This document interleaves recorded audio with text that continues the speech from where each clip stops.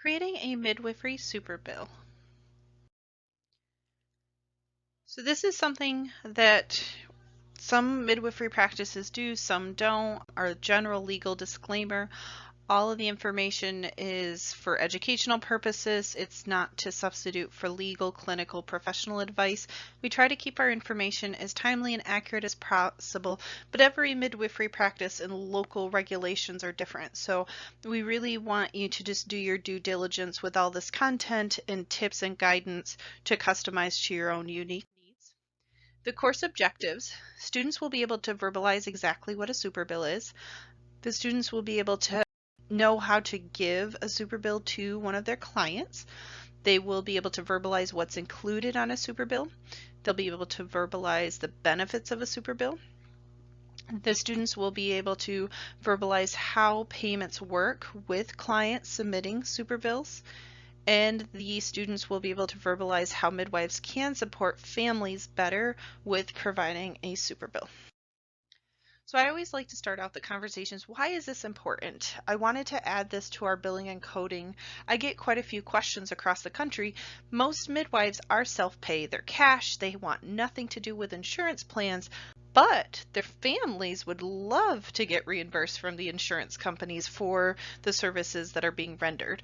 So how do we help them? It's one thing just to say, call your insurance company, tell them the care that was given, and show them the receipts, and hopefully you'll get paid.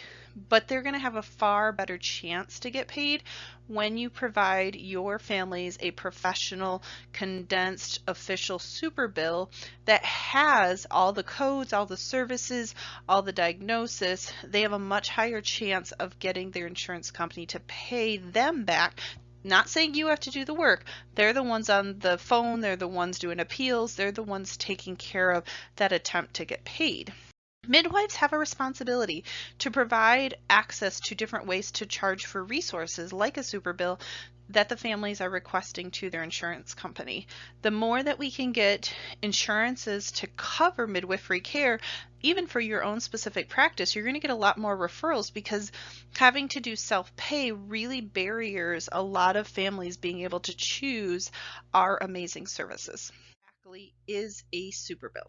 A superbill is a statement for the actual insurance reimbursement. It is a summary of all the different great things that we are providing in our care that is condensed to translate into the insurance company's language, lingo, so that they can reimburse the family for the services they paid for you. It's an official invoice. It goes into details, the treatments, the dates of service, the diagnosis, everything that was offered to your moms and babies you're serving. Provided to a customer, they attempt to get full reimbursement of the expenses from an insurance company. Depending if they have an HMO where it's in-network only, probably not going to get covered. Sometimes you can get an out-of-network exemption. Sometimes it has to be done ahead of time with prior auths and physician referrals. But if they have a PPO, out-of-network benefits, there's a very high probability it's going to at least go towards their deductible. If their deductible is met for out-of-network providers, they'll get reimbursed by the insurance company. It's important for midwives to be able to provide superbills to their clients that are requesting them. So how do you create a medical superbill? We have one attached to the course. That's a great template for you to utilize. You just have to fill it out. We customize it to newborn, maternity care, common charges that midwives do. You want to verify that their insurance plan is active, so you're going to do all this work and then find out that they don't even have insurance coverage at this time. These are the different things you want to put on the superbill. You want to put the medical record number, the mom, the patient's name, date of birth, address, phone number, contact information, insurance provider, the ID, you as a provider, the gender of the patient you're taking care of. So you're going to have two superbills. You're going to have one for the moms and you're going to have one for the babies because they're two separate patients. How do you create a medical superbill? We already had listed all the things that the patient had to have on it. Also, you need to have everything for the practice contact information. So you want to have how can the insurance company get a hold of you if they need additional documentation, they have questions, the complete practice name, the business EIN, the provider information, the NPI, the National Provider Identification Number, the address for the practice, the contact information, whether it's the office number, it's your cell phone because you're small and private, the fax number, which is really important to have the fax number so if they can send request automated. Email is not used as much, just with HIPAA and things like that. And just being careful if they're requesting records that the family has given you permission to release medical records to the insurance company as part of your standard HIPAA consents and release of records on file. How do you create a Superbill? You write down all the dates of service. You write down all the prenatal visits. Were they done in the office? Were they done at home? The diagnosis, was it normal healthy pregnancy? Were there complications present?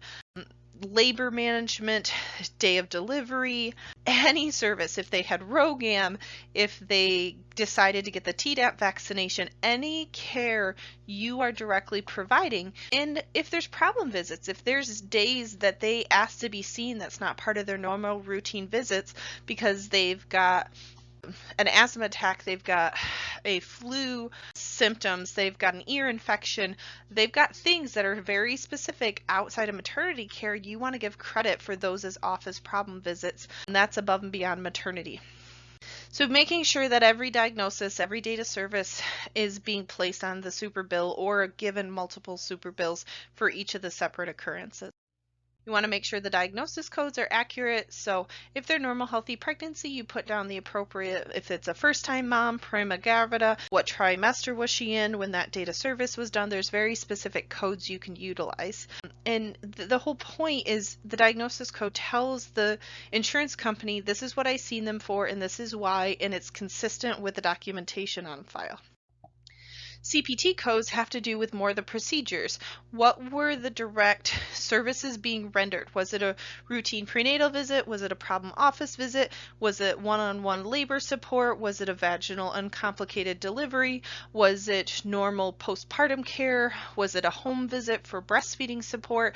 What were all these different things, and what is the specific procedure code affiliated with those diagnoses? So for example, 59400 is the CPT code for global maternity care. Place of service is still important. Did you see them in your office? Did they have a delivery at the birth center? Did you do home visits? Because some insurance companies will deny that you may have the right diagnosis, you may have the right procedure code, but they don't pay for it in that place of service. Maybe even the provider type. When you talk about who you are and your NPI number, they may not cover that type of provider on their list of rendering services. So it's a complicated process. You have to really know the insurance companies well. And when you're doing Superbills and you're sending out, you want to be as comprehensive and detailed as possible. So when you're making a Superbill, at the bottom, you really want to put what's the balance due. Did your family still owe you money, or did they pay $3,000, $4,000? There's no balance due.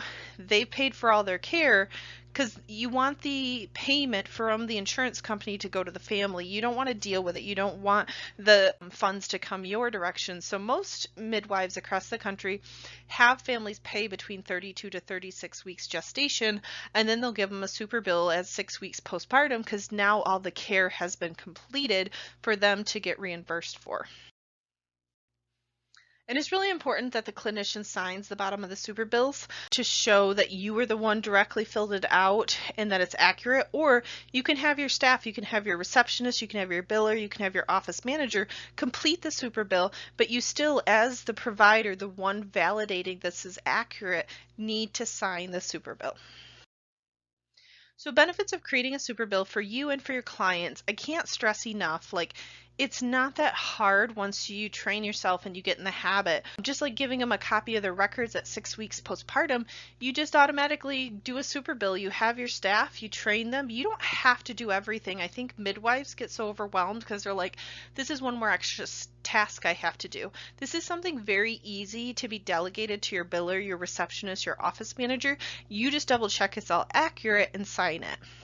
clients are typically more happy. I mean, if they can get their insurance to pay you versus they're having a baby every other year and they're having 4, 5, 6 kids, you've just saved them $15,000, $20,000 that they pay a bunch of money every single month for their insurance premiums that they would like. If they would have chosen the hospital with the Affordable Care Act, it would have been covered 100%.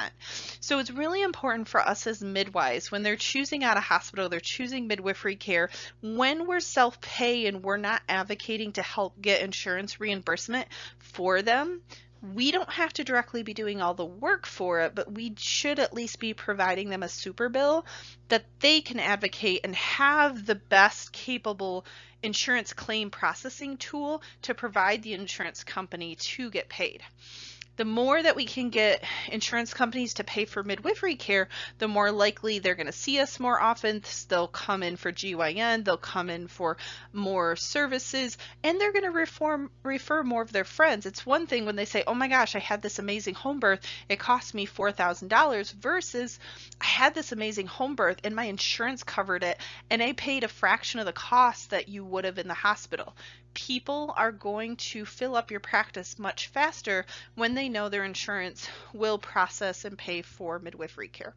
So our whole point is we want to help bridge these barriers that are present to access midwifery services, and a good chunk of it, if they have out-of-network benefits, PPO benefits, there should be no reason, unless there's regulations in your states and it's hard with licensure to recognize you as a professional with the insurance world.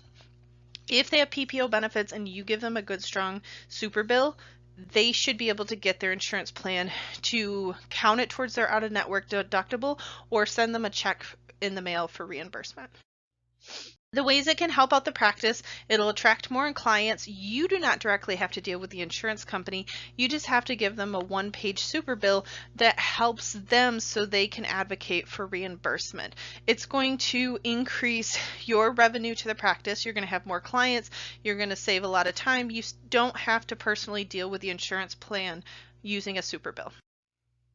And we already talked about it. It'll save the midwives, just like you're going to give them a copy of their records at 6 weeks postpartum, so you don't have to worry with pediatrician, or if they ask for it later, you've got a standard protocol.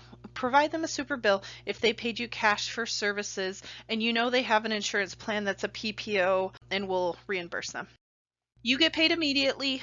You get paid 32, 36 weeks gestation. You don't have to be on the hold with insurance plans. You don't have to do prior auths. You do not have to do any of the physician referrals, the claims, the denials, the waiting for payments months and months on end and worrying about getting audited. A Superbill is simple. You give it to your family after they deliver. You can use it for professional. You can use it for birth center facility fees. There's 2 separate claim processing systems for professional and facility. So just putting them on separate Superbills and having that available for families will really help them with reimbursement process. So how does the payment work? The Superbill does not affect your fee schedule. It does not affect you personally getting paid. What a Superbill does, it allows a family that has out-of-network benefits to try to get reimbursed from their insurance company.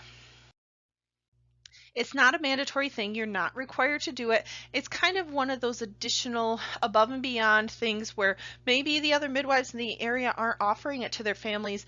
And now our whole point is we want to bridge the gap of how can we get more access to midwifery services. The more we can get insurance to reimburse for our care, and that includes us giving the families a Superbill so it's easier for them to get reimbursed, the more we're going to be able to spread midwifery services. And kind of having a basic discussion with your family. I mean, you can save a lot of work creating a Superbill by asking them a couple simple questions. Do you have insurance right now? Yes or no? Do you have insurance with out-of-network benefits? Yes or no?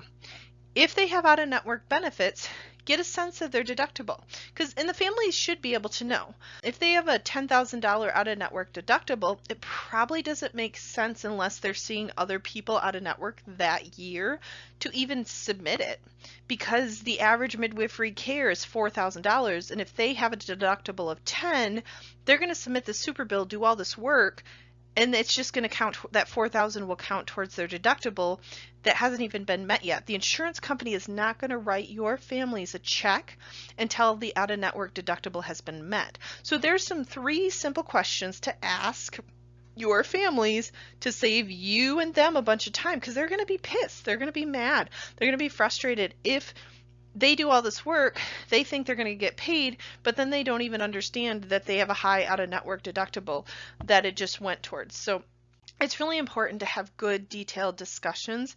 These are simple questions. It would take 3 minutes at a new OB asking about their insurance, and if you just check box, yep, at 6 weeks postpartum, we're going to give them a super bill because it makes the most sense. They've got out-of-network deductible, and they've got out-of-network benefits, and they've got a deductible that's low enough that we know we can get them some services reimbursed. Who submits it? This is a cool part. Midwives do. The client submits it. We can as a courtesy, but I personally would not want that responsibility. We are not getting paid to reimburse the families and submit their claims in the backdrops. Like, you can do it as a courtesy if you'd like to, but I encourage most midwives, just give them a super bill at 6 weeks postpartum. Tips to preparing for the super bill. You just want to make sure that you're putting down every visit, you're putting down the diagnosis, you're putting down the CPT code, you're putting the place of service. Every single point of care that you're providing is being placed on that super bill. And things that get a higher chance of reimbursement because of the accuracy, and it reflects your documentation. So asking those few questions about their insurance benefits, figuring out, I mean, if they have an HMO, or Medicaid, and you know they don't pay, Medicaid doesn't pay for home births in your state, don't worry about a super bill. So we already talked about it. It's really important just to have them accurate. There's great tools. I've attached it to this section of the course that's really comprehensive. You just do check, check, fill in. It should take your receptionist office manager 10 minutes to do when they know how to look through the documentation of the midwifery care to complete it. So our whole point, and I'll just stress it over and over again, submitting super bills, if they have out-of-network benefits, low deductibles, we know we can get them a check to help pay for their midwifery care. We're going to improve access to our services. Super bills aren't just something we could be doing for our clients, but it's rather something we should be doing. I think it's something that's missed on a national level, and there's a lot of opportunities for midwifery practices to provide these super bills to some of their clients.